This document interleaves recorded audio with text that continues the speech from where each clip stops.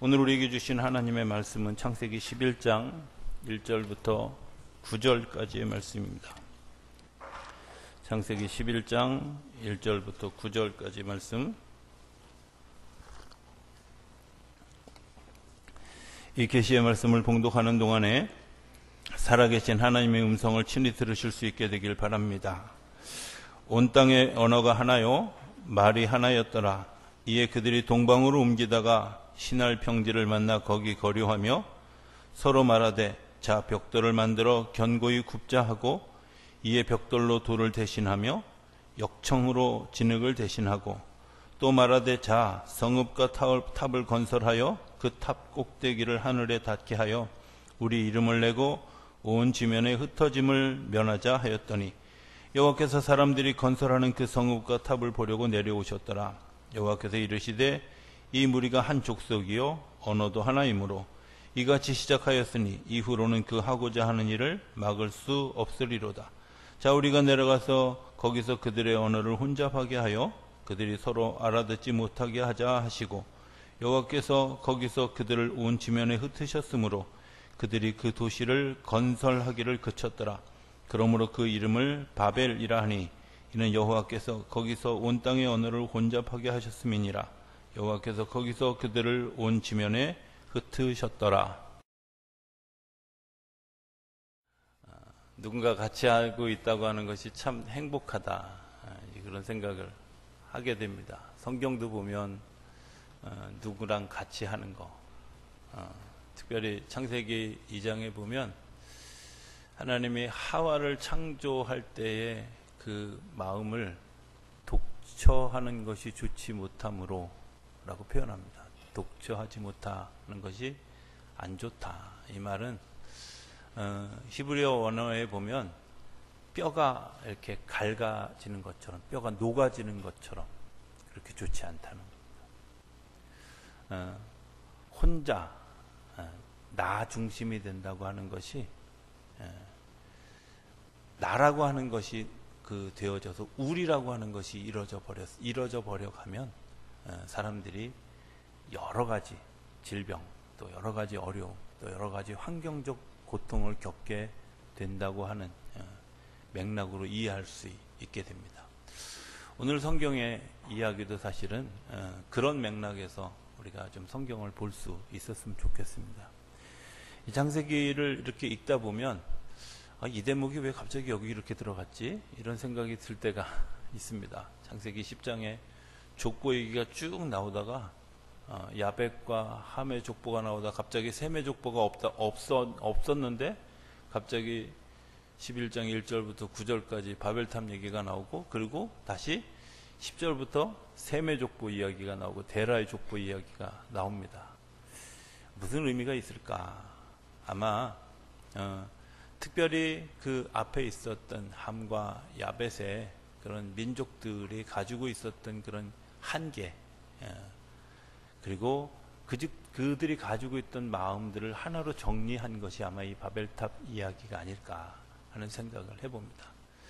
바벨탑 이야기를 그냥 쉽게 딱 두 가지로 정리해보면, 하나는 대신하는 문화가, 또 하나는 서로 소통하지 못하는 문화의 그 충돌이라고 생각합니다. 대신한다는 게 뭘까? 여기 성경에 보면 이들이 돌 대신 벽돌을 사용했다. 또 진흙 대신 역청을 사용했다. 라는 말을 성경에서 우리가 발견하게 됩니다. 이런 생각을 해봤습니다. 돌이 더 단단할까? 벽돌이 단단할까? 제가 보면 벽돌이 훨씬 단단한 것 같아요. 왜냐? 벽돌은 그 자체로 굉장히 힘이 있습니다. 그런데 돌은 어떤 때 힘이 있냐면 주변과 연계되어져 있을 때 힘이 있어요. 벽돌 자체가 훨씬 단단해요.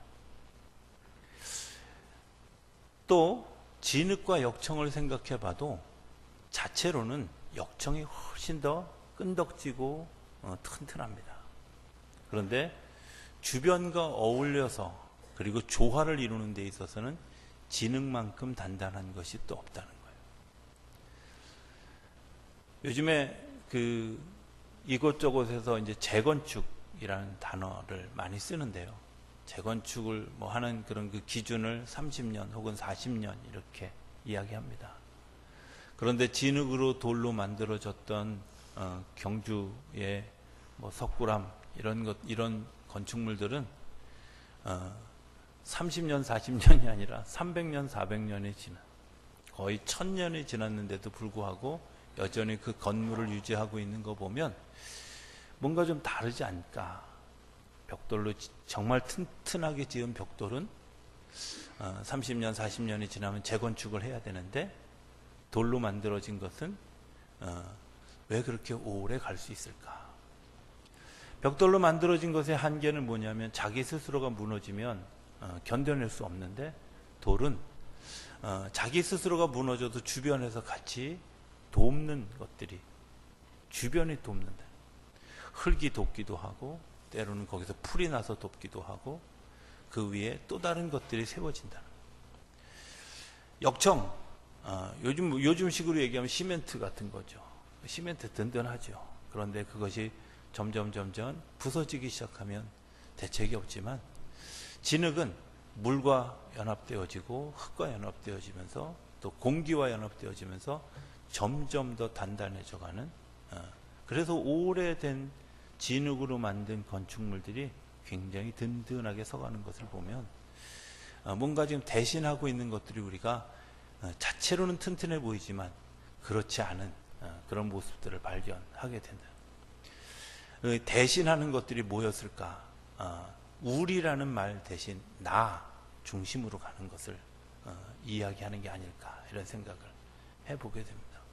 우리라는 말 굉장히 중요한 말인데 그리고 굉장히 사람을 행복하게 하는 말인데 우리가 종종 그 우리라는 단어를 나라는 단어로 대신하는 우리라는 공동체, 이 공동체를 나라고 하는 것을 너무 내세운 것 때문에 우리 공동체를 무너뜨리는 일들이 우리 안에 일어나고 있다는 거죠.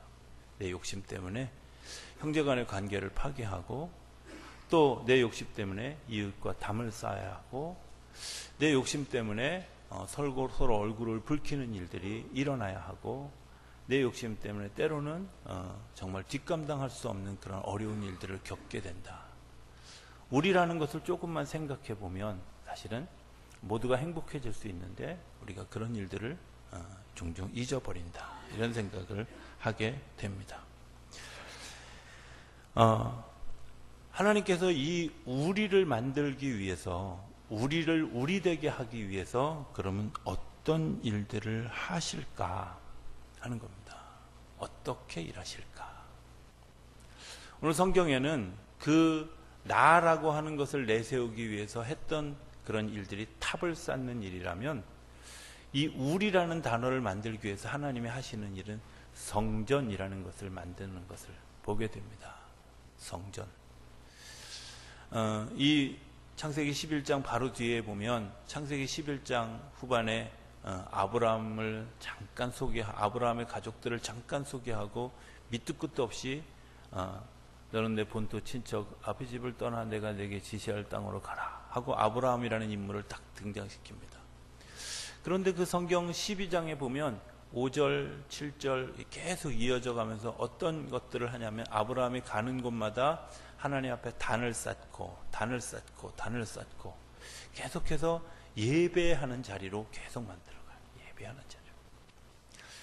하나님이 탑을 쌓는 나 중심으로 살아가는 사람들에게 하나님 중심, 하나님의 사람들 중심으로 살아갈 수 있도록 분위기를 바꾸는 일들 아주 작은 일에서 아브라함이라고 하는 사람을 불러서 성전 중심으로 살아갈 수 있도록 하나님 중심으로 살아갈 수 있도록 공동체 중심으로 살아갈 수 있도록 우리를 불러내는 거죠.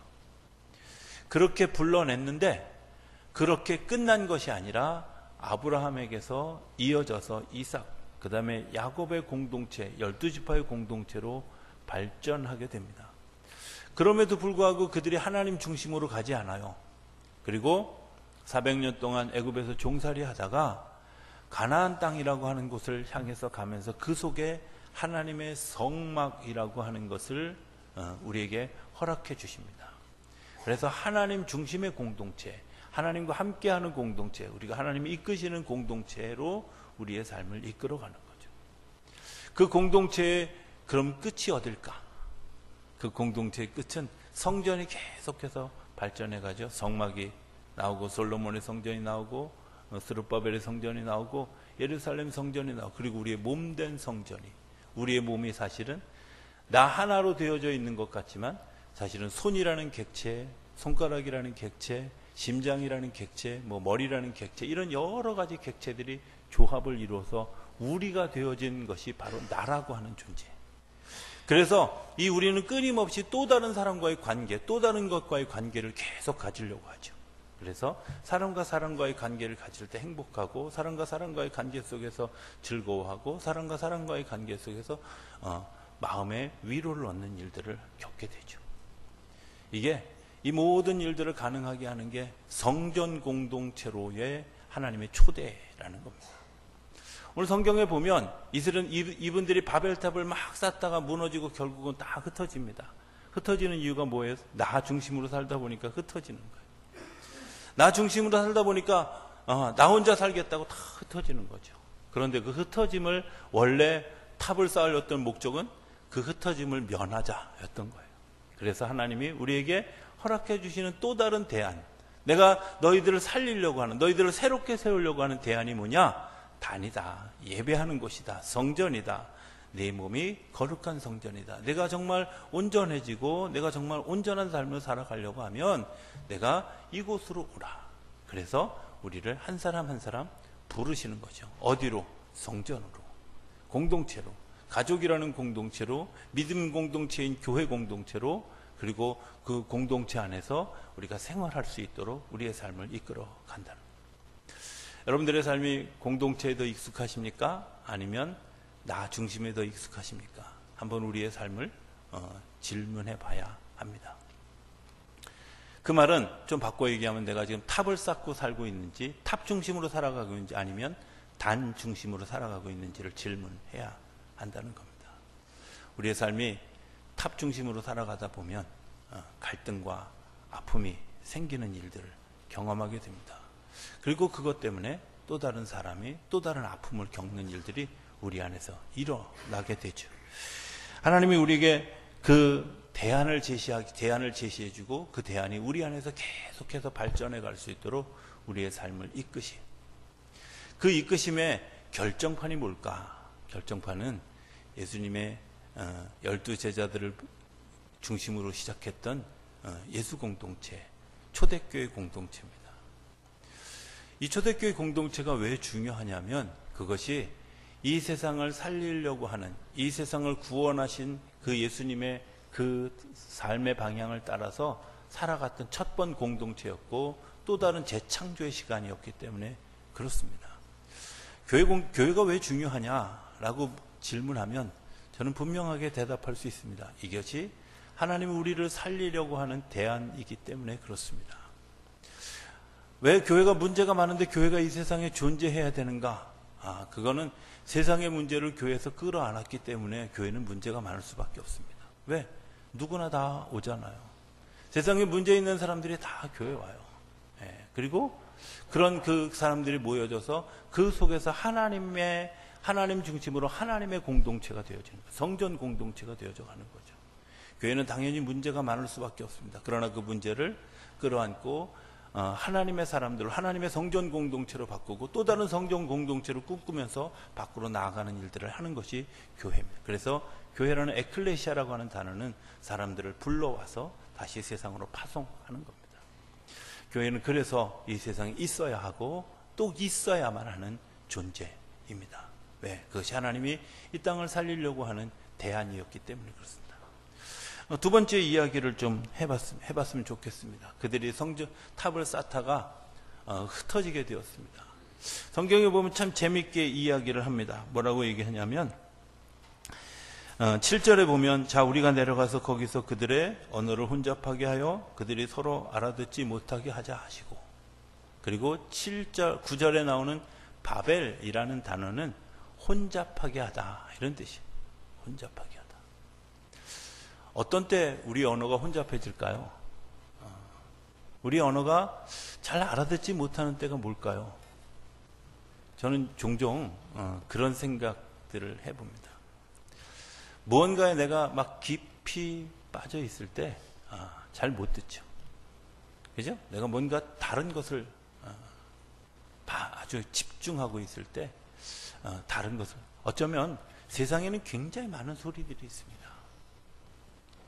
그 굉장히 많은 소리들 가운데 우리가 어떤 것에 집중하도록 우리를 요청하죠. 그래서 그 집중한 것 때문에 다른 소리를 들을 수 없습니다. 어쩌면 우리가 순종이라고 하는 말을 쓰는 이유는 하나님께 집중하면 다른 세상의 이야기들이 들리지 않습니다. 그리고 그 하나님의 이야기 중심으로 세상을 다시 재해석할 수 있고 재발견할 수 있고 그리고 도전해 갈 수 있는 힘이 있는데 그것을 잃어버리게 하죠. 틀어놓죠. 집중하지 못하게 합니다. 사람과 사람의 대화가 되어지지 않는 가장 커다란 원인은 서로 다른 것을 생각하고 있는 겁니다. 예를 들어서 제가 검은색을 설명을 하는 겁니다. 검은색은 어둡습니다. 그런데 한 사람이 그 어둡다는 단어를 들으면서 어떤 생각, 자기는 회색이 어둡다고 생각하는 거예요. 그리고 이 사람은 뭘 상상하면서 들어요? 회색이라는 단어를 상상하면서 듣고 나는 열심히 검은색을 설명해요. 그거는 머리카락도 그 색입니다. 그렇게 얘기하는데 그 사람이 좀 늙었나 보다 이렇게 생각하고, 그죠? 그것은 고양이 색깔이, 야, 요즘에 회색 분칠한 고양이도 있어? 뭐 이런 마음이, 서로 갈등이 오고 몇 마디의 대화가 오고 갔는데 사실은 그 대화가 서로를 불편하게 만들고 서로를 오해하게 만드는, 어쩌면 우리가 살아가는 사회 속에서 제일 어려운 일들이 뭘까? 오해라는 단어입니다.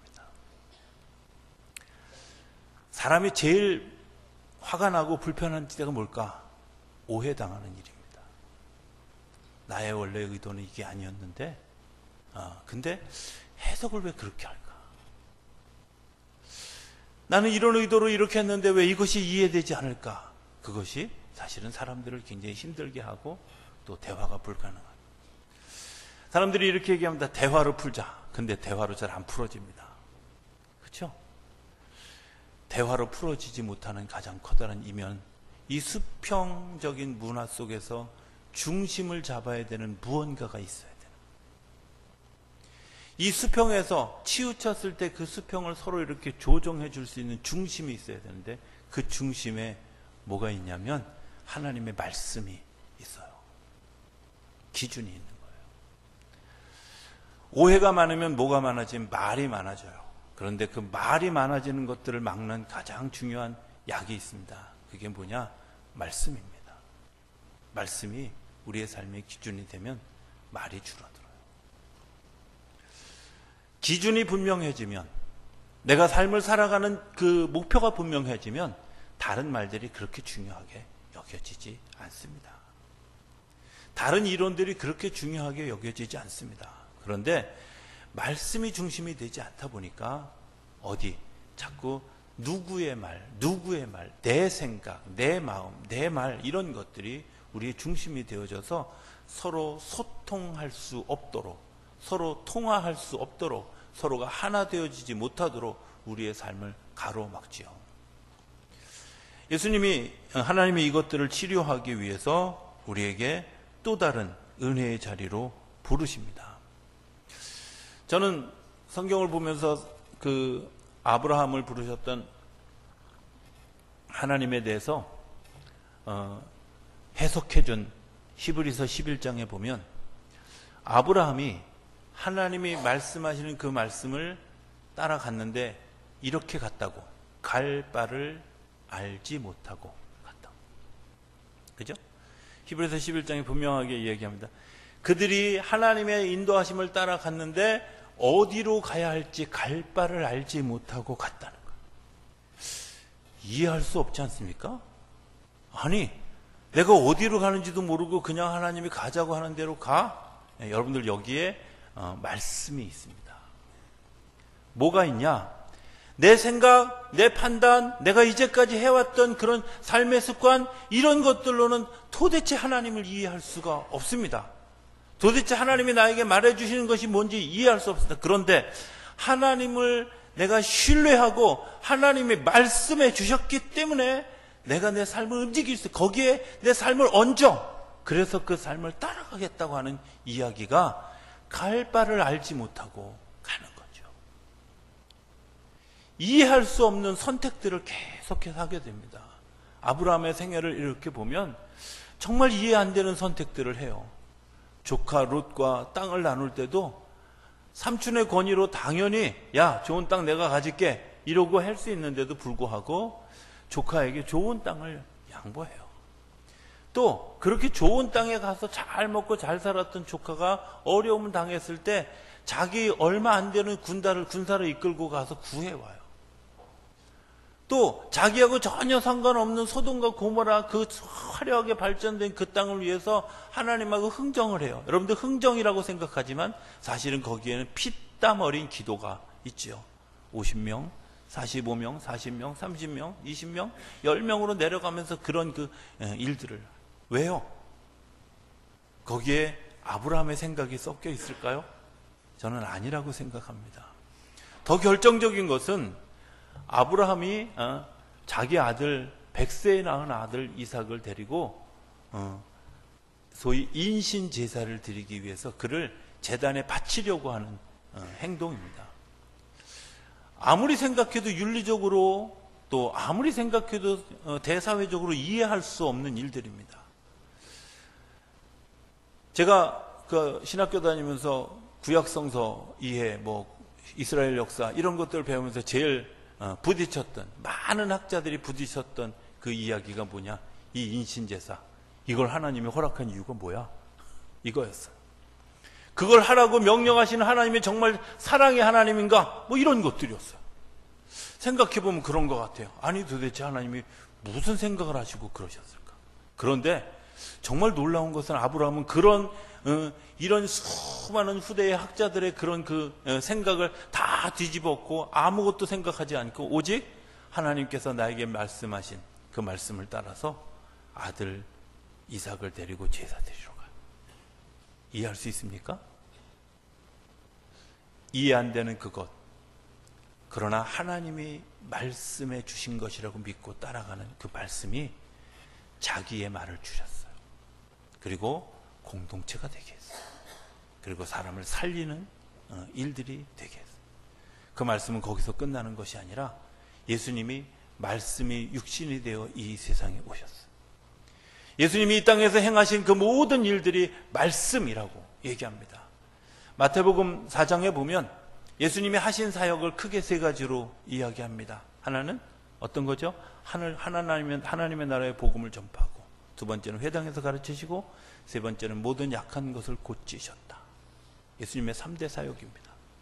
하나님의 나라를 선포하는 일이 뭘까? 하나님의 말씀이 시작된 곳이 어디냐? 하나님의 나라. 어디서 가르치느냐? 회당에서, 사람들이 모여 있는 곳에서, 사람들이 모여서 자기의 말을 하는 곳에서, 사람들이 모인 그곳에서 자기의 생각을 주장하는 그곳에서 하나님의 말씀이 선포되어지도록 예수님이 행하셨다.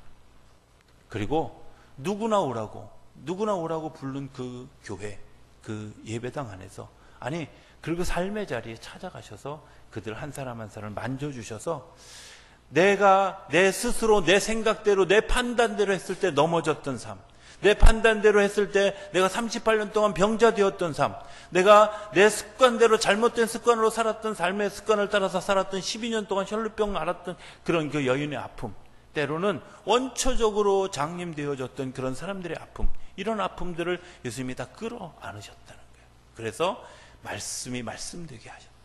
오늘도 이 땅에는 그런 역사들이 존재하고 있는 줄로 믿습니다. 하나님 우리를 말씀으로 초청해 주시는 거죠.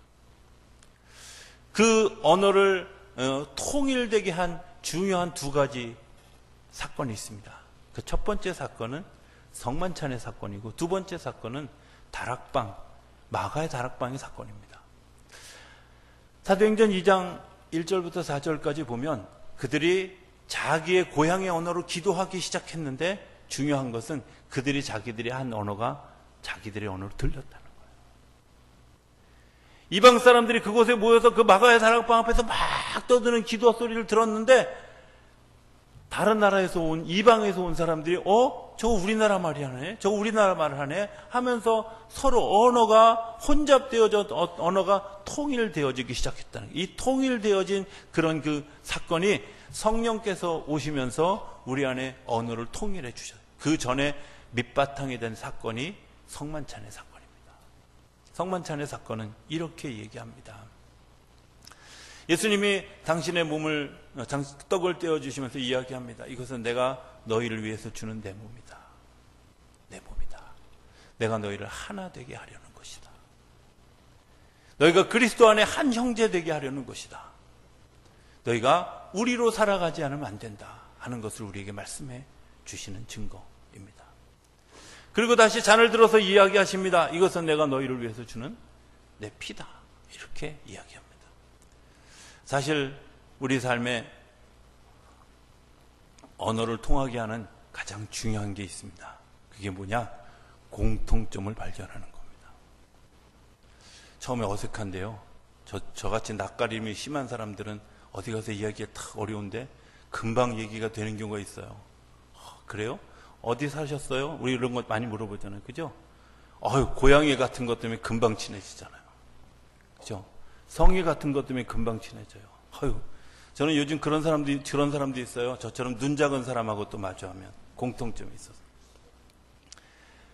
피는 모든 것들을 감당하는 공동체로 이루어집니다.